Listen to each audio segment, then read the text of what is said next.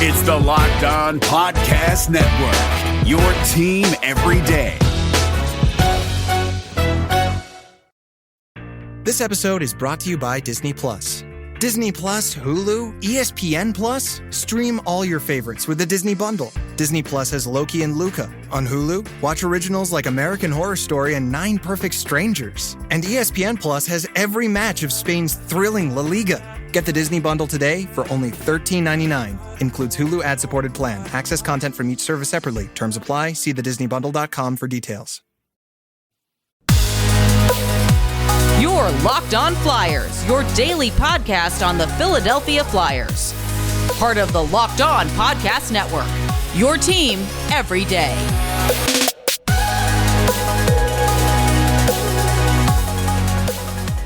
Hello, and welcome to the Locked On Flyers podcast for Friday, August 13th, your daily dose of Flyers news, analysis, and high-quality content that is getting more and more excited about Cam Atkinson joining the Flyers. He's been out and about around town, bought a house, putting together all this amazing content with the Flyers, and I'm excited.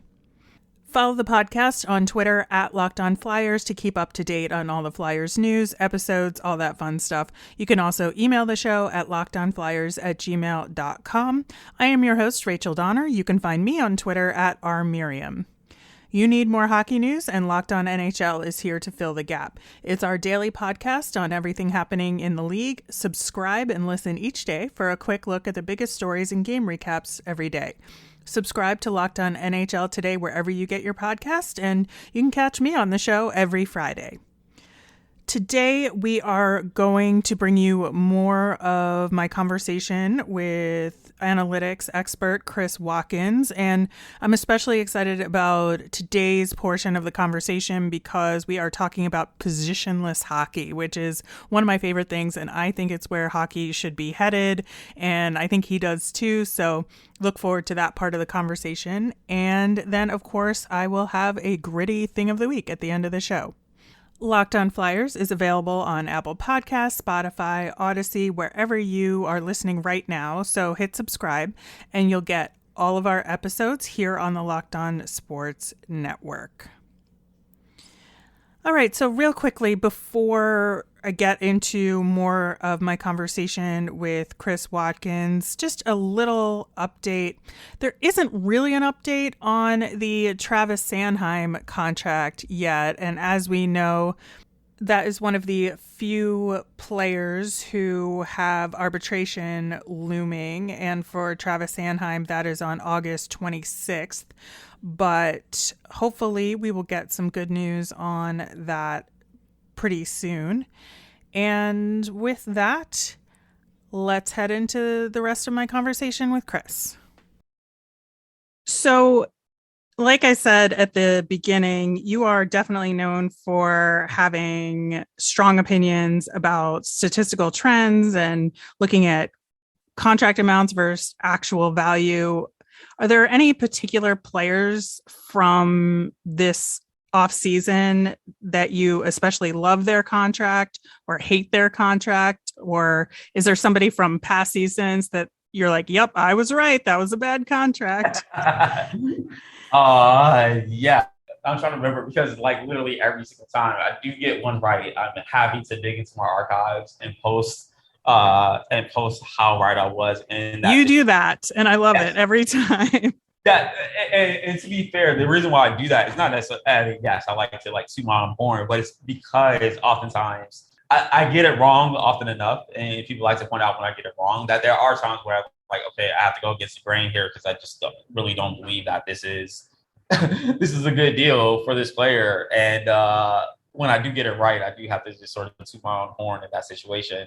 To balance out all the critiques I get for the bad contract. So, I mean, to me, basically any defenseman deals on this offseason that wasn't Dougie Hamilton, I was just like, I don't know what is happening here. I don't know what is being valued.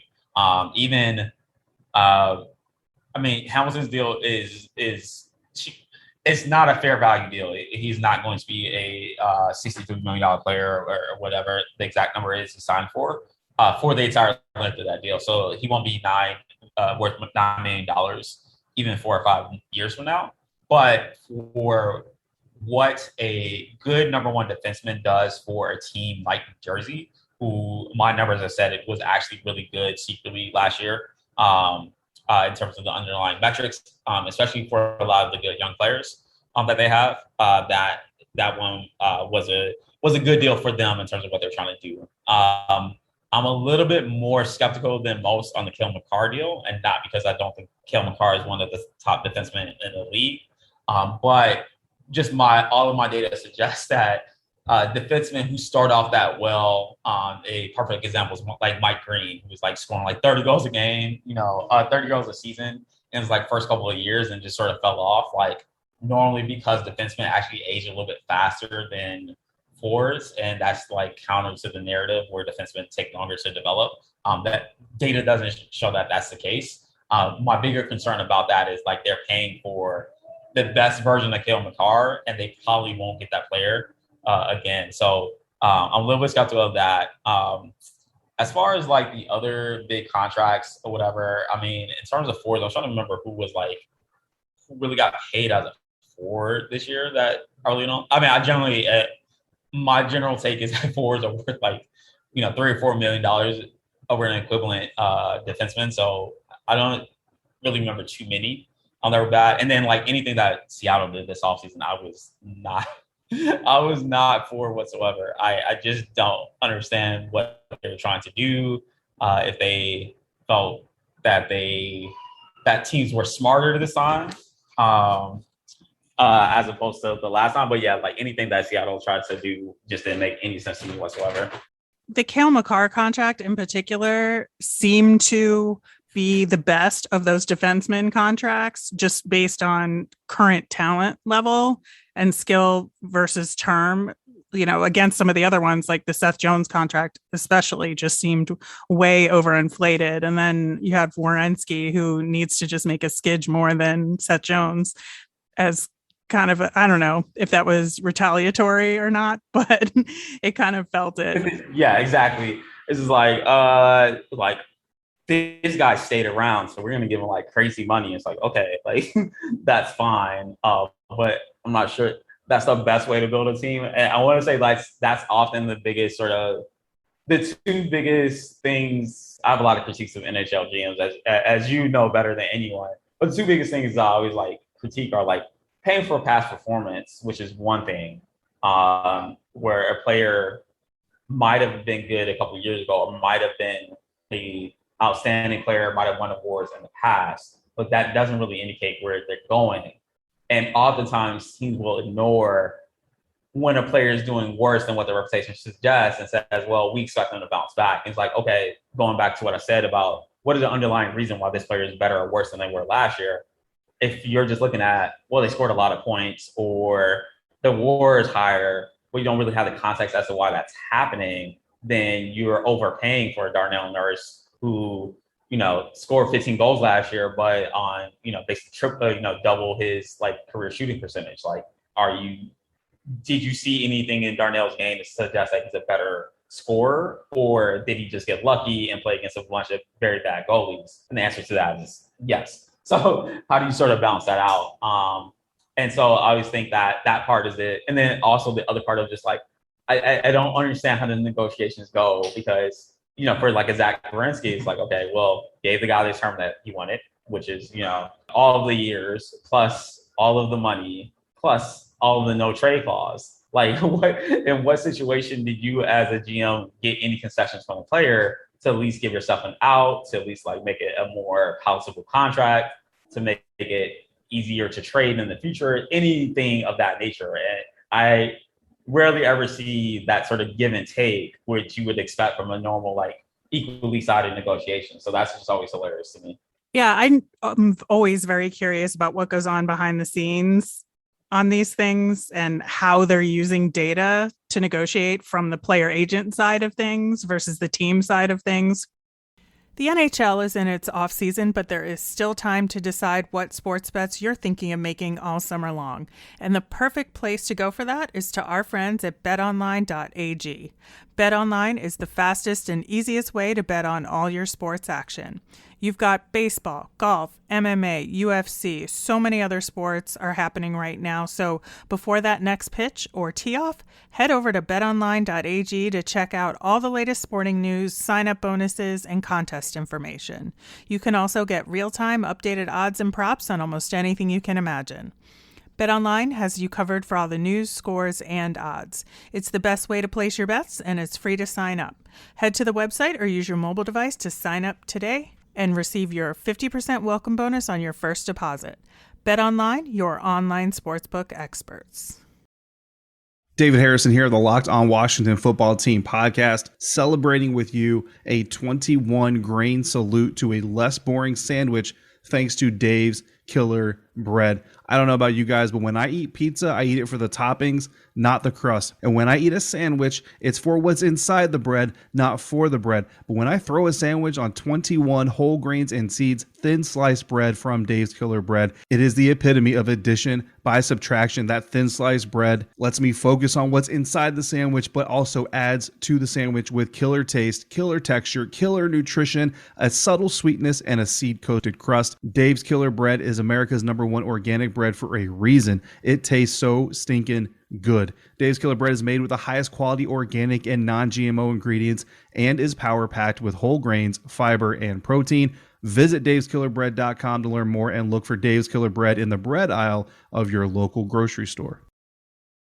In talking to some people behind the scenes, what people might expect, at least from my understanding of it, as people might expect, is basically like you hold the fort until some idiot out there makes a precedent-setting contract, and then everybody like lines up there. So it's not a mistake that once sort of Seth Jones got the 9.5, that every defenseman contract sort of lined up around that amount, because the easiest thing for both agent and GM to do is saying, well, what is the comparable? And the agent can say, well, Seth Jones got that. Well, my guy is way better than Seth Jones. Look how bad he was last year. I should definitely get at least that. And then, someone asking for more of that is like, well, you're not better than Cale McCarr, so why do you deserve, $10.2 million, or if you're Adam Fox or something? So it makes it a lot easier, but then that also, depending on the situation, creates a lot of inefficient contracts. So the example I'll give is, I think in the summer of 2016, you had Hampus Lindholm, Mark Scheifele, and Johnny Gaudreau all up. And at the time, RFAs basically didn't resign for anything over $7 million. And so you had all three of them signing these like below market contracts, especially in the case of Scheifele, where you probably could have gotten $8 or $9 million, because I think Draisaitl got that same number right after that. And it's like, your agent didn't really do you a favor, or you sort of got bullied into that. And then on the other side of it, then you see sort of the Drew Doughties and the Eric Carlson signing these like crazy contracts for former Norris winners. It's like, okay, but what does it have to do with the player that they are now? It's like nothing. And so, there's a disconnect between that's why I was laughing when people said like, well, using the eye test, I said this. It's like, okay, what eye test are you using that tells you that Drew Doughty's still an $11 million a year player? It's not what's happening on the ice or on the scoreboard. So it's always very funny.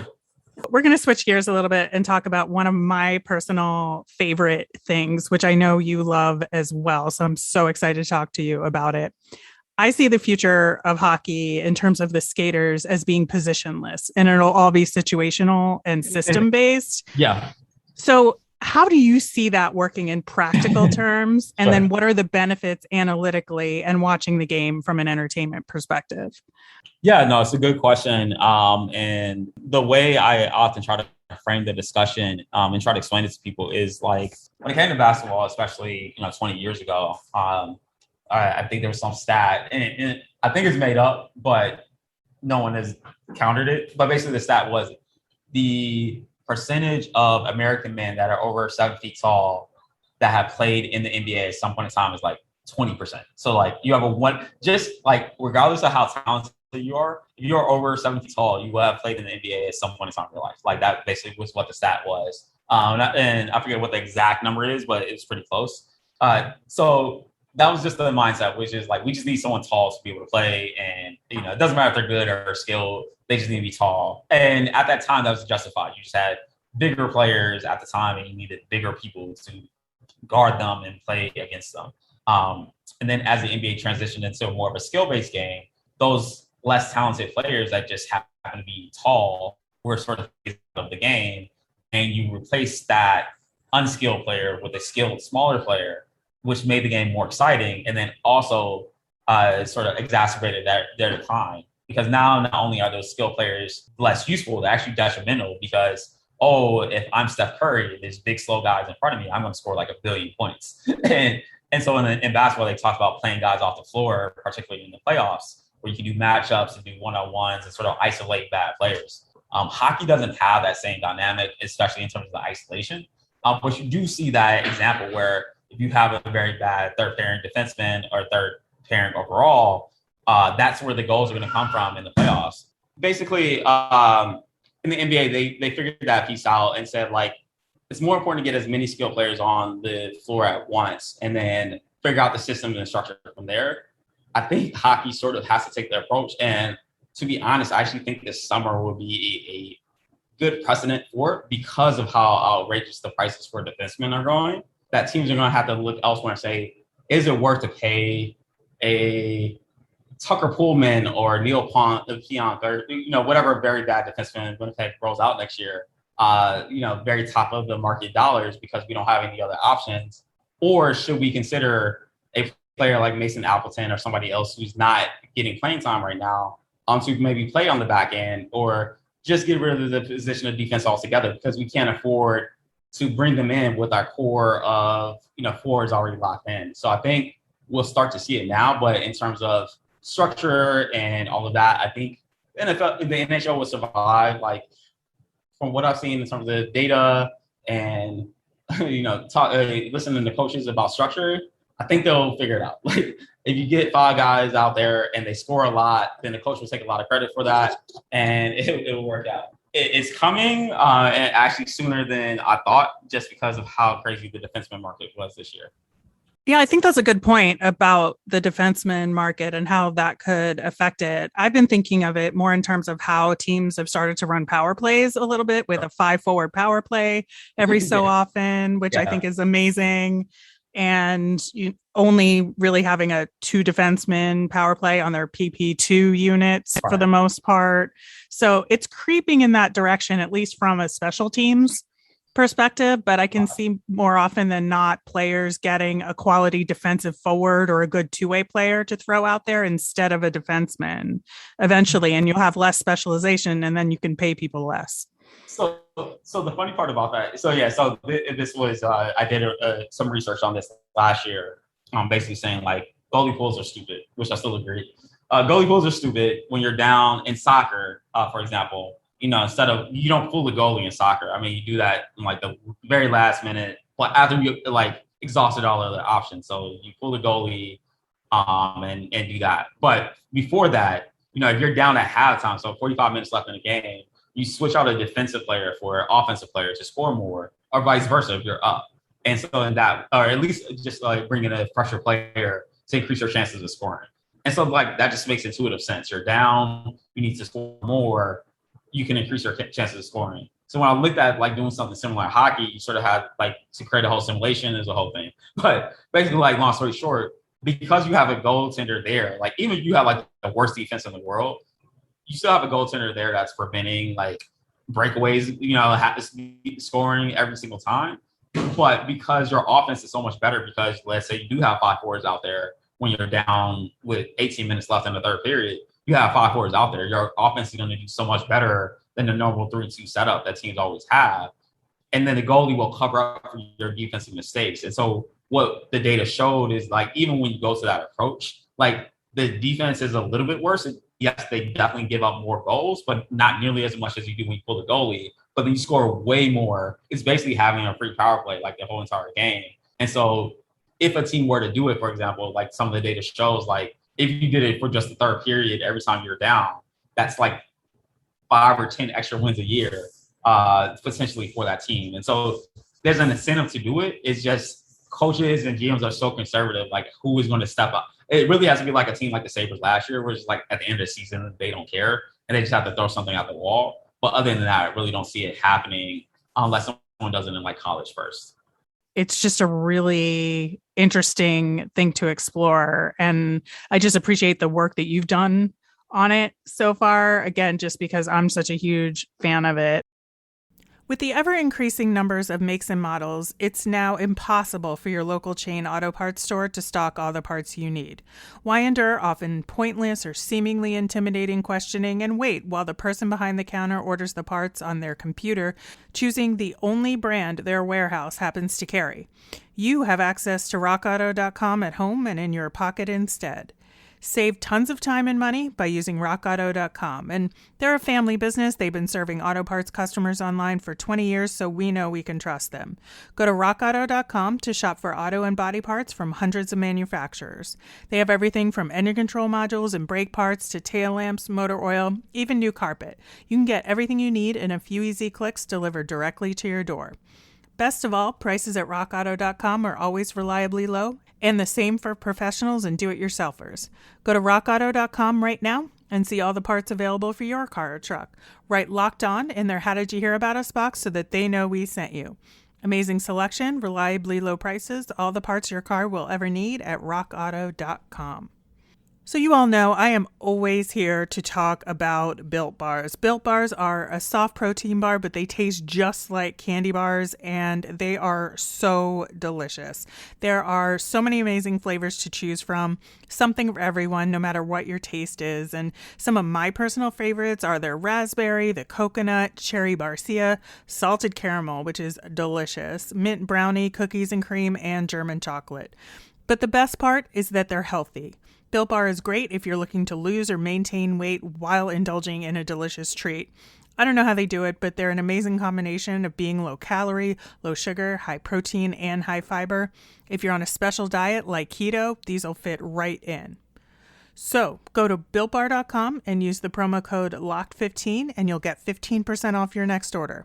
That's promo code LOCKED15 for 15% off at BuiltBar.com.